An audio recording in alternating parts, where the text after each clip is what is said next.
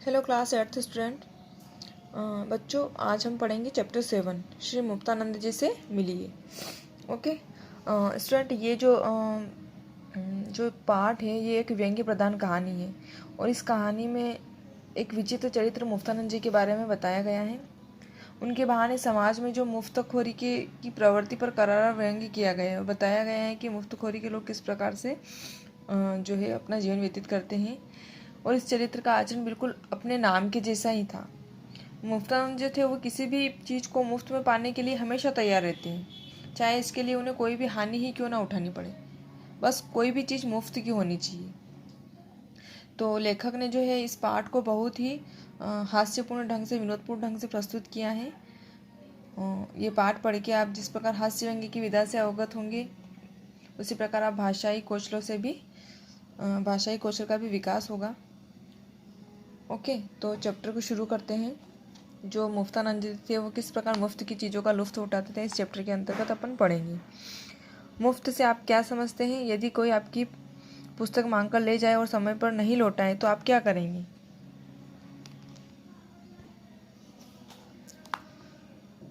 आओ पढ़े। भगवान ने इस संसार रूपी अजायब घर में भांति भांति के जीव जंतु छोड़े हैं। कुछ काले, कुछ गोरे, सुंदर, असुंदर, भोले और जल्लाद, अलग अलग स्वभाव के, अलग अलग चाल डाल। मेरे पड़ोस में एक सज्जन रहते हैं, नाम है उनका मुफ्तानंद जी। यथा नाम तथा गुण, माले मुफ्त दिले बेरहम।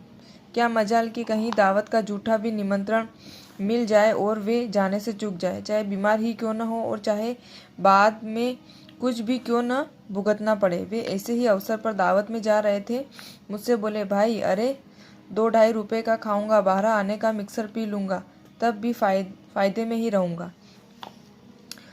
तो बच्चों, लेखक का कहना ये है कि भगवान ने इस संसार में अजायब घर में बहुत सारे जीव छोड़े हैं। कुछ काले हैं, कुछ गोरे, कुछ सुंदर है ना, कुछ कुरूप भी हैं। अजायब घर मतलब म्यूजियम या संग्रहालय जिसको बोलते हैं, है ना। तो अलग अलग स्वभाव के हैं, अलग अलग लोग, अलग अलग चाल ढंग के, है ना। तो वो कह रहे हैं कि मेरे पड़ोस में भी एक सज्जन रहते हैं, उनका नाम मुफ्तानंद है और जैसा उनका नाम है वैसे ही उनके गुण हैं। माले मुफ्त दिले बेरहम का मतलब होता है, एक प्रकार का मुहावरा है। मतलब मुफ्त में माल या पैसे मिले तो खर्च करने में कोई दर्द नहीं होता। जो मुफ्त की चीज़ मिलती है तो उसमें चाहे वो कितनी ही खर्च होए, उसमें बिल्कुल भी तकलीफ नहीं होगी। क्या मजा है कि दावत का झूठा निमंत्रण भी मिल जाए और जाने से रुक जाए, चाहे वे बीमारी क्यों ना हो। जो मुफ्तानंद जी थे वो चाहे बीमारी क्यों ना, चाहे कितनी भी मुसीबत में क्यों ना हो, अगर उन्हें कहीं से दावत मिल जाए या खाने पीने का कुछ फ्री में मिल जाए तो वो चाहे कितनी भी हानि उन्हें उठानी पड़े, लेकिन वो जाने से नहीं चूकते। मुफ्त का चंदन घिस में नंदन ब्रज भाषा की लोकोक्ति है। श्री मुफ्तानंद जी इसके ज्वलंत उदाहरण है। शोक सब करेंगे, पान का भी शोक जान पहचान वालों की जेब से ही होता है। आप पान खा रहे हैं, आपसे नमस्कार किया और पान पर हाथ बढ़ाया। यदि आप ट्रेन में सफ़र कर रहे हैं तो किसी अजनबी से निसंकोच रूप से अपने शौक पूरे कर लेते हैं। उनका सिद्धांत है कि ऐसा करने से दुर्व्यसन अपनी सीमा पार नहीं कर पाते। दुर्व्यसन मतलब जो बुरी आदतें हैं। उनकी यह भी मान्यता है कि जो स्वाद मुफ्त का पान खाने से आता है वह पैसा खर्च करने पर कहाँ। तो जो मुफ्तानंद जी थे वो कहीं भी जाते थे तो अपना काम निकलवाने के लिए, मुफ्त की चीज़ें खाने के लिए किसी से भी दोस्ती बढ़ा सकते थे। मतलब चाहे किसी भी हद तक वो जा सकते थे, बस चीज़ फ्री की होनी चाहिए, है ना। एक दिन में बाजार से लौटा, देखा कि श्रीमान मुफ्तानंद जी गली में एक कटी पतंग लूटने को बेहताशा दौड़े जा रहे हैं। बेहताशा मतलब अंधाधुंध दौड़े जा रहे हैं। यदि उन्हें मिल गई तो वे उसे प्राप्त करके कृतकृत्य हो जाएंगे। यद्यपि पतंग उड़ाने की अवस्था बहुत पीछे छोड़ चुके हैं, तथापि उस मुफ्त की पतंग को कैसे छोड़ देते। जो मुफ्तानंद जी थे वो कटी हुई पतंग को पकड़ने के लिए दौड़ रहे थे, क्योंकि वो मुफ्त की थी, है ना। चाहे उनकी उम्र बहुत पीछे छूट गई थी, लेकिन फिर भी उनको पतंग को पकड़ने के लिए बहुत बेसब्री से दौड़ रहे थे। क्योंकि वो फ्री की पतंग थी। मेरे घर 2 दैनिक पत्र रोजाना आते हैं। मुझे उनकी प्रसादी तभी मिल पाती है जब श्री मुफ्तानंद जी बहुत भूख लगा चुके होते हैं। मोहल्ले में कौन कौन लोग अखबार मांगते हैं, उनकी नामावली उन्हें कंठस्थ है। समय समय पर सब पर कृपा करते हैं। उनका नामावली मतलब नामों की सूची, है ना। उनका कथन है कि प्रत्येक मनुष्य को अपने ज्ञानवर्धन के लिए अधिक से अधिक समाचार पत्र पढ़ने चाहिए, किंतु पैसा खर्च करके समाचार पत्र पढ़ना वे पाप समझते थे। मुफ्तानंद जी का मानना तो था कि हमें अधिक से अधिक समाचार पत्र, न्यूज़पेपर पढ़ना चाहिए, लेकिन वो फ्री का होना चाहिए। अगर पैसे लग रहे हैं तो पढ़ना पाप है। उन्होंने भारतवर्ष की जनसंख्या बढ़ाने में काफ़ी योग दिया है। ईश्वर की कृपा से उनके 6 लड़के और 4 लड़कियां हैं। शिक्षा सबको देना वह अपना पावन कर्तव्य समझते हैं। इसके लिए सदैव फीस माफ़ कराने के चक्कर में स्कूलों के मैनेजर और प्रिंसिपलों के घर पर धरना देते रहते हैं। अपने लक्ष्य की सिद्धि के लिए साम दाम दंड भेद सबका प्रयोग करते हैं। उनकी तिकड़म से चाहे योग्य विद्यार्थी रह जाए, लेकिन वह अपने किसी बच्चे की फीस नहीं देंगे।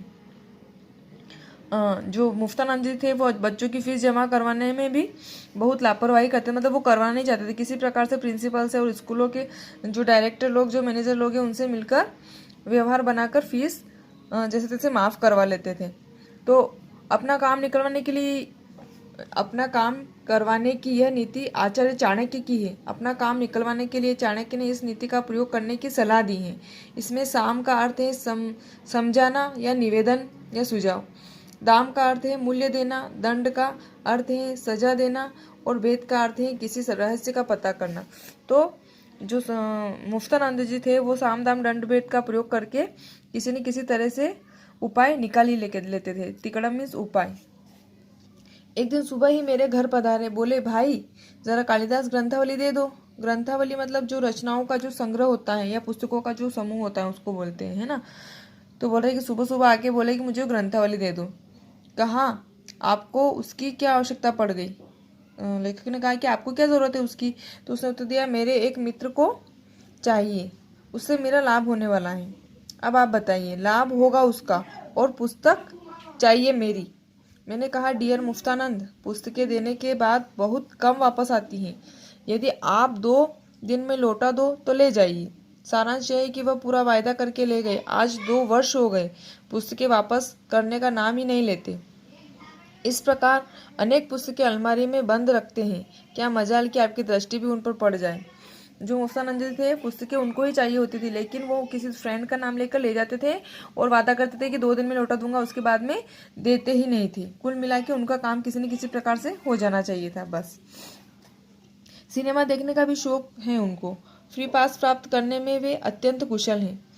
उन्हें किसी भी प्रकार का पता लगना चाहिए कि आप सिनेमा देखने जा रहे हैं, तुरंत आपके साथ। तो उनको इतना शौक था कि बस पता लग जाए कि अगर कोई सिनेमा जा रहा है तो किसी न किसी प्रकार से आपके साथ हो लेते थे और जेब खाली रखते थे। टिकट तो आप लेंगे ही और वे सिनेमा देख कर कृतार्थ करेंगे ही, मतलब उपकार कर देंगे। अगर कृतार्थ करना मतलब उपकार करना, जैसे सिनेमा साथ में देखने जाएंगे तो वो उपकार कर देंगे आपके ऊपर। एक दिन मुझ पर उनकी कृपा दृष्टि हो गई। कहीं से एक थिएटर का पास ले आए। थिएटर रात्रि में 1 बजे समाप्त हुआ।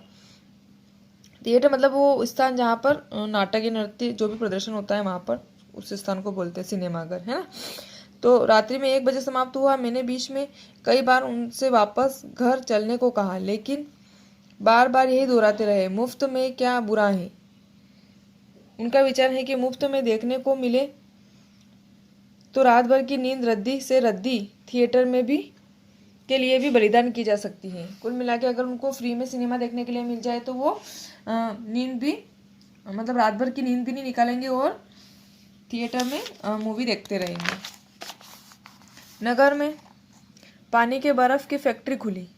अपने विज्ञापन के लिए फैक्ट्री के मालिक महोदय ने 2 दिन तक मुफ्त बर्फ बांटने का ऐलान शहर भर में करवा दिया।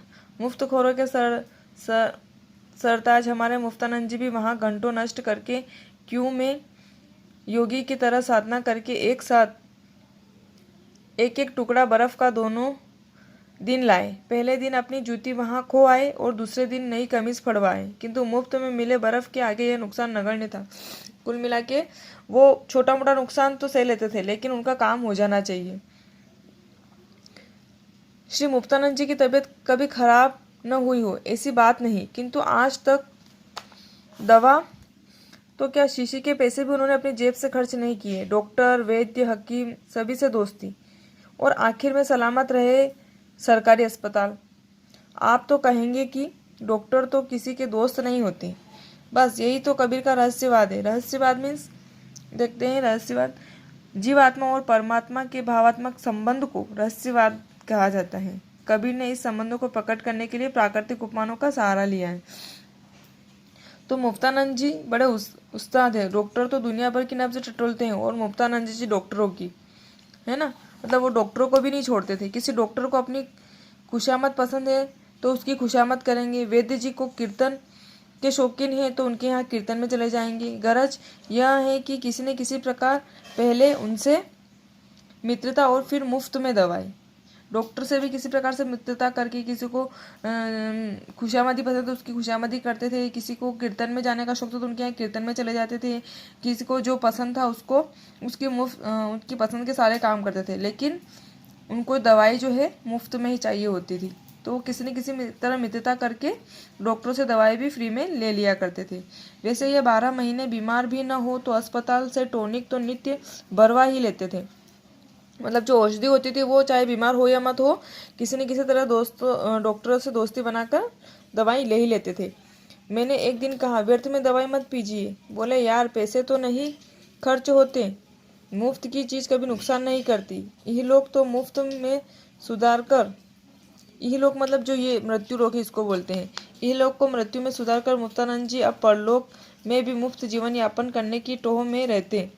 उनका दृढ़ विश्वास है कि जब भगवान ने ही इस प्रकार आनंद से निभा दी तो स्वर्ग का टिकट खरीदने की आवश्यकता ही नहीं पड़ेगी। भगवान मुफ्त में उनकी मुक्ति कर दे, यह प्रार्थना करते हुए मुक्तानंद जी को हम साष्टांग दंडवत करते हैं। साष्टांग दंडवत करना मतलब 8 अंगों से, अर्थात सिर, हाथ, पैर, हृदय, आँख, जांघ, वचन और मन से युक्त होकर भूमि पर लेटकर दंडवत किया जाने वाला प्रणाम, उसको बोलते हैं अष्टांग प्रणाम, दंडवत। ओके, तो स्टूडेंट ये आपका चैप्टर कंप्लीट होता है।